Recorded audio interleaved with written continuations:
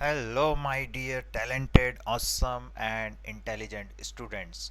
तो आज हम पढ़ेंगे फिशर प्रोजेक्शन में किस तरह से हम एक्सचेंज कर सकते हैं ग्रुप्स को, किस तरह से हम उनके पोजीशन को चेंज करेंगे और वहाँ पर क्या कॉन्फ़िगरेशन चेंज होते हैं। तो आइए देखते हैं। ओके, तो इस वीडियो को समझने से पहले कुछ बेसिक रिक्वायरमेंट्स हैं जो आपको पता होना चाहिए। सबसे पहला आपको पता होना चाहिए इवन नंबर क्या होता है और ऑड नंबर क्या होता है। ओके, अगर आप दिल्ली में रहते हैं सो डेफिनेटली आपको पता होगा इवन ऑड का कॉन्सेप्ट। तो देखिए इवन नंबर्स क्या होते हैं, 2, 4, 6, 8 एंड सो ऑन। ऑड क्या होता है, 1, 3, 5, 7 एंड सो ऑन। ओके, तो फिशर प्रोजेक्शन आपको पता है वर्टिकल एंड हॉरिजॉन्टल लाइंस इस तरह से हम दिखाते हैं और इनका जो इंटरसेक्शन पॉइंट होता है ये एक कायरल कार्बन होता है। ओके, तो अगर मैं यहाँ पर बोलूँ लेट्स से ए, हमारे पास में ग्रुप्स लगे हुए हैं A, D, E, F। Okay, तो अगर मैं यहाँ पर एक्सचेंज करना चाहूँ ग्रुप्स को, मतलब पोजीशन को एक्सचेंज करना चाहूँ, तो आपको कभी भी, जैसे मैं F को D से, मतलब डायरेक्टली हॉरिजॉन्टल लाइन के एंड पॉइंट्स को मैं एक्सचेंज नहीं कर सकता। और अगर मैं वर्टिकल में देखना चाहूँ, तो अगर वर्टिकल में मैं सोचता हूँ कि डायरेक्टली मैं इन दोनों एंड पर ए और ई को एक्सचेंज कर लूँ, तो ऐसा भी पॉसिबल नहीं है। ओके, बट मैं अगर एफ वाले पोजीशन से डी पर जाना चाहता हूँ, डी वाले पोजीशन पर, तो मैं डायरेक्ट नहीं जा सकता, बट मैं पहले इस पोजीशन पर जाकर फिर यहाँ पर जा सकता हूँ।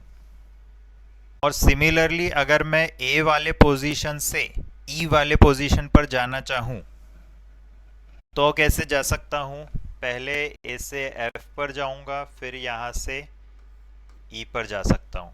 ओके, तो इस तरह से मैं जा सकता हूँ। अब देखिए, सपोज एफ को हम डी वाले पोजीशन पर ले जाना चाहते हैं सपोज, तो पहले एफ को कहाँ ले जाएंगे हम, लेट से ए वाले पोजीशन पर ले जाएंगे। तो सिर्फ एफ को नहीं ले जाएंगे, ए को हमको एफ वाली पोजीशन पर लाना पड़ेगा। तो एक्सचेंज हो रही है पोजीशन। ओके, तो यहाँ पर क्या आ जाएगा ए और यहाँ पर क्या आ जाएगा एफ। ओके, और आपका जो डी है ये एज इट इज़ रहेगा और ई अभी एज इट इज़ रहेगा। ओके, तो अभी मैं कहूँगा कि कितने एक्सचेंज हुए यहाँ पर, तो अभी यहाँ पर कितने एक्सचेंज हुए, 1, सिर्फ 1 एक्सचेंज हुआ। अब मैं 1 करूँ एक्सचेंज तो ऑड नंबर है ये, तो ऐसा भी लिख सकता हूँ मैं, ऑड नंबर ऑफ एक्सचेंज किए मैंने।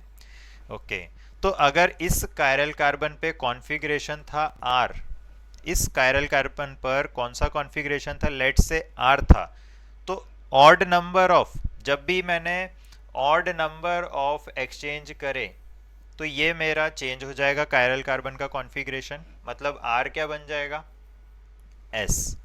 तो हमेशा याद रखोगे ऑड नंबर ऑफ एक्सचेंज होंगे तो आपके कायरल कार्बन का कॉन्फ़िगरेशन क्या हो जाएगा, आर होगा तो एस हो जाएगा, अगर एस पहले था तो बाद में क्या हो जाएगा, आर। ओके, तो अब मैं आपको कुछ और एग्जांपल से समझाता हूँ। ओके, तो फर्स्ट स्ट्रक्चर से हमको मिला सेकंड स्ट्रक्चर, हमने कितने एक्सचेंज करे, 1, मतलब ऑड नंबर ऑफ, तो आर से क्या बन गया, एस।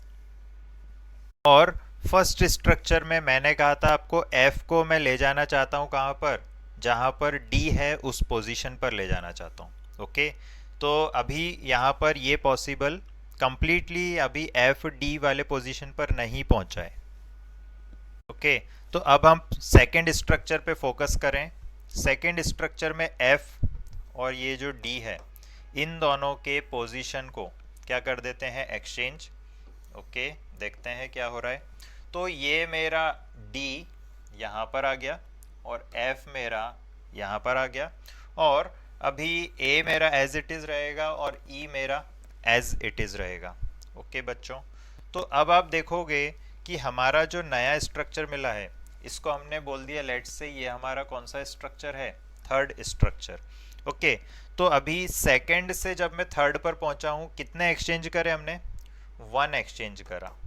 कितने एक्सचेंज करे, वन। वन का मतलब कितना हो गया, odd, odd number of exchange करें। ओके, तो जब ऑड नंबर ऑफ एक्सचेंज करते हो तो कायरल कार्बन पर आपका कॉन्फ़िगरेशन जो पहले एस था, देखिए यहाँ पर ये एस कॉन्फ़िगरेशन था, तो अब ये क्या हो जाएगा, आर।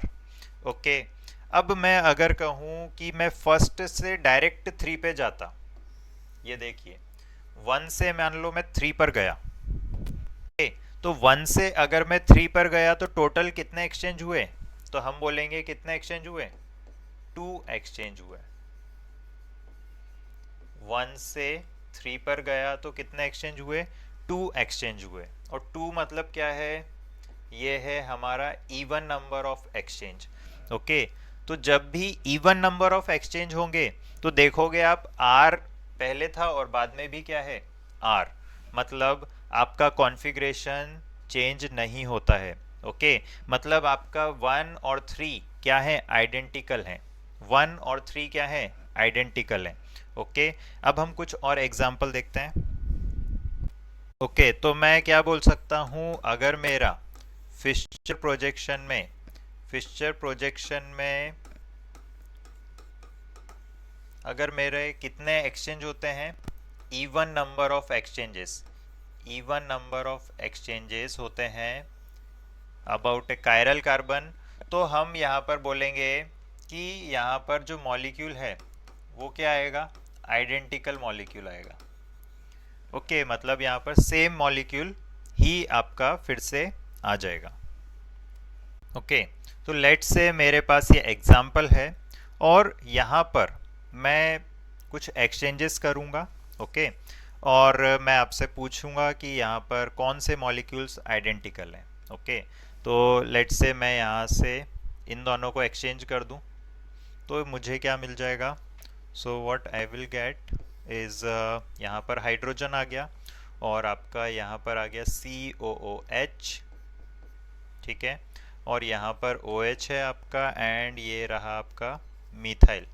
अब मैं अगर इसको फर्दर क्या कर दूं, इसी तरह से एक्सचेंज कर दूं, लेट से इन दोनों पोजीशन को एक्सचेंज कर दूं, तो मुझे क्या मिल जाएगा, तो मुझे मिल जाएगा OH इधर इस पोजीशन पर, हाइड्रोजन आ जाएगा यहाँ पर, COOH मेरा ये रहा, और यहाँ पर मेरा मीथाइल है।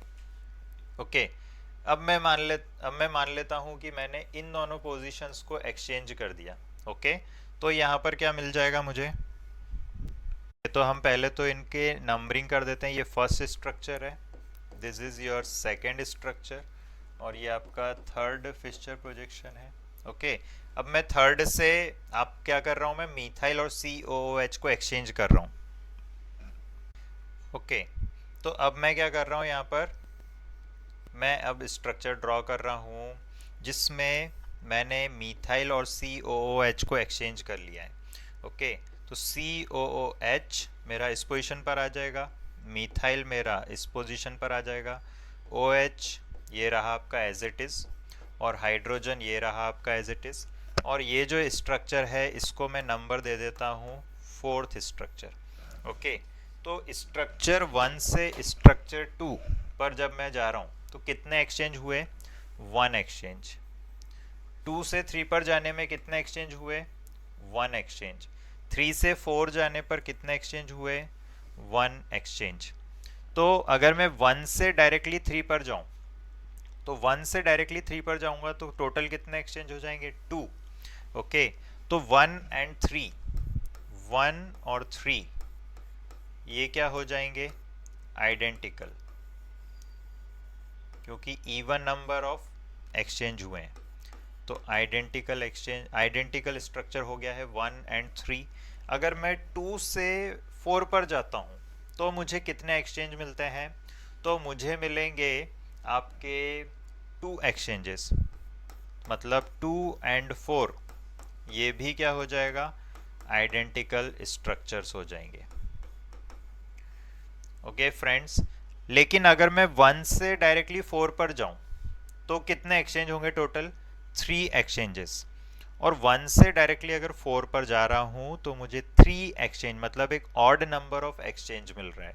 तो मैं बोलूंगा कि 1 and 4 are not identical. Sometimes क्या होता है कि आपका आंसर आ रहा होता है 1। ओके, सपोज आपका आंसर आया एग्जाम में 1, बट ऑप्शन में आपको कौन सा दिख रहा है? 3। तो 1 एंड 3 क्या है? आइडेंटिकल। तो आपको अगर 1 नहीं दिख रहा है ऑप्शंस में और आपको 3 दिख रहा है तो 3 भी आपका क्या है? करेक्ट आंसर है।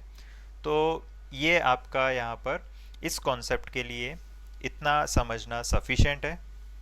ओके फ्रेंड्स, तो ये जैसे मैंने अभी जो एग्जांपल बताए हैं इसमें 1 कायरल कार्बन था। ओके, अब लेट्स से हमारे पास में ऐसे क्वेश्चन आते हैं जहां पर 2 कायरल कार्बन से, तो देखते हैं वहां पर क्या होगा। ओके, तो ये एक लेट्स से फिशर प्रोजेक्शन है हमारे पास में जहां पर कितने कायरल कार्बन है? 2 कायरल कार्बन है। ये आपका एक कायरल कार्बन और ये रहा एक और कायरल कार्बन। ओके, अब मैं मान लेता हूँ यहाँ पर मैं इवन नंबर ऑफ एक्सचेंज करता हूँ।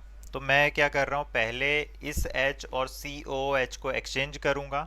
ओके, देन जब मेरा हाइड्रोजन इस पोजीशन पर पहुँच जाएगा तो फिर मैं इस हाइड्रोजन को एक्सचेंज किससे कर दूंगा?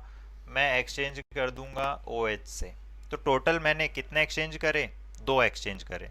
तो देखिए क्या होगा, सबसे पहला एक्सचेंज करने पर COOH मेरा इस पोजीशन पर आ गया और हाइड्रोजन मेरा यहाँ पर आ गया।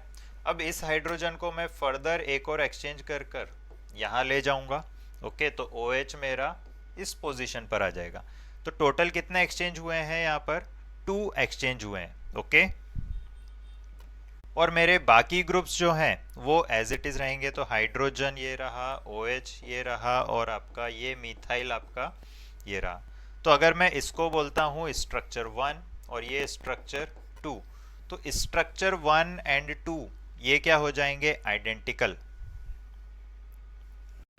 ओके फ्रेंड्स, अब मैं अगर स्ट्रक्चर 2 से फिर से एक्सचेंज करने की कोशिश करूं। ओके फ्रेंड्स,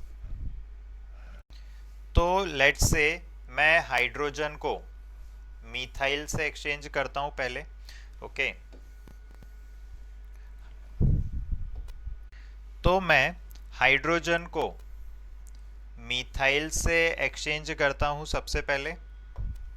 ओके, तो क्या होगा, मेरा मिथाइल ग्रुप, ये जो मिथाइल ग्रुप था वो मेरा इस लाइन पर आ जाएगा हॉरिजॉन्टल पर। और अब मेरा हाइड्रोजन ये रहा यहाँ पर आ गया। बट अब मैं क्या कर रहा हूँ, इस हाइड्रोजन को ये जो OH वाला पोजीशन है इससे भी एक्सचेंज कर रहा हूँ। तो टोटल मेरे कितने एक्सचेंज हो जाएंगे? 2 एक्सचेंजेस। ओके, तो अब मेरा हाइड्रोजन इस पोजीशन पर आ जाएगा और OH मेरा इस पोजीशन पर आ जाएगा। और बाकी ग्रुप्स जो थे मेरे पहले वो एज इट इज रहेंगे दोस्तों। तो ये रहा आपका हाइड्रोजन, ये रहा आपका OH। ओके, तो यहाँ पर आप अगर देखेंगे तो ये जो स्ट्रक्चर बना है हमारा स्ट्रक्चर 3, ये सेकंड स्ट्रक्चर के कितने एक्सचेंज करने पर मिला हमको? ये हमको मिला है 2 एक्सचेंज करने पे। कौन कौन से 2? पहले हाइड्रोजन और मिथाइल, इनका एक्सचेंज हुआ। फिर जब हाइड्रोजन इस पोजीशन पर पहुंच गया है तो उसका एक्सचेंज किसके साथ हुआ? OH के साथ में। सो फाइनली H आपका अराइव हो चुका है इस पोजीशन पर और ये रहा आपका स्ट्रक्चर 3। तो अब हम क्या बोल सकते हैं? Second structure and third structure, ये जो सेकंड है और आपका थर्ड स्ट्रक्चर है ये क्या है? आइडेंटिकल। और पहले हमने क्या बोला था? First structure and second structure, ये दोनों कौन से हैं? आइडेंटिकल। तो अगर फर्स्ट एंड सेकंड आइडेंटिकल है, सेकंड एंड थर्ड आइडेंटिकल है, तो क्या मैं बोल सकता हूं कि फर्स्ट एंड थर्ड ये क्या है? Identical. First and third structure भी क्या है? आइडेंटिकल। मतलब अगर मैं कहूं मैं डायरेक्टली फर्स्ट स्ट्रक्चर से थर्ड स्ट्रक्चर पर जा रहा हूं, तो टोटल कितने एक्सचेंज करना पड़ेंगे मुझे? 4 एक्सचेंजेस। फर्स्ट से अगर मैं थर्ड स्ट्रक्चर पर आना चाहूँ तो ओवरऑल मुझे कितने एक्सचेंज करना पड़ेंगे? 4। 4 का मतलब क्या हो जाएगा? Even number of exchanges. तो मैंने आपको बोला भी था कि अगर इवन नंबर ऑफ एक्सचेंज होंगे तो मॉलिक्यूल आपका कैसा मिलेगा? आपको जो फिशर प्रोजेक्शन मिलेगा वो मिलेगा आपको आइडेंटिकल। तो फ्रेंड्स, ये रहे आपके तीनों स्ट्रक्चर्स 1, 2 एंड 3, एंड 1, 2 एंड 3 ये तीनों ही क्या हैं? आइडेंटिकल हैं। हो सकता है आपको कोई क्वेश्चन एग्जाम में दिया जाए और आपका आंसर लेट से आ रहा है फिशर प्रोजेक्शन में फर्स्ट स्ट्रक्चर, बट ऑप्शन में हो सकता है आपको थर्ड स्ट्रक्चर दे रखा हो, तो वो भी सही होगा। हो सकता है ऑप्शन में सेकंड स्ट्रक्चर दे रखा हो, तो वो भी सही होगा। तो उम्मीद करता हूँ ये जो कॉन्सेप्ट था आपको ये समझ में आया होगा। काफ़ी डाउट्स रहता है स्टूडेंट्स को इस कॉन्सेप्ट में। सो आई होप आपने इस वीडियो को एंजॉय करा। सो मिलते हैं हमारे नेक्स्ट वीडियो में। Till then, bye bye.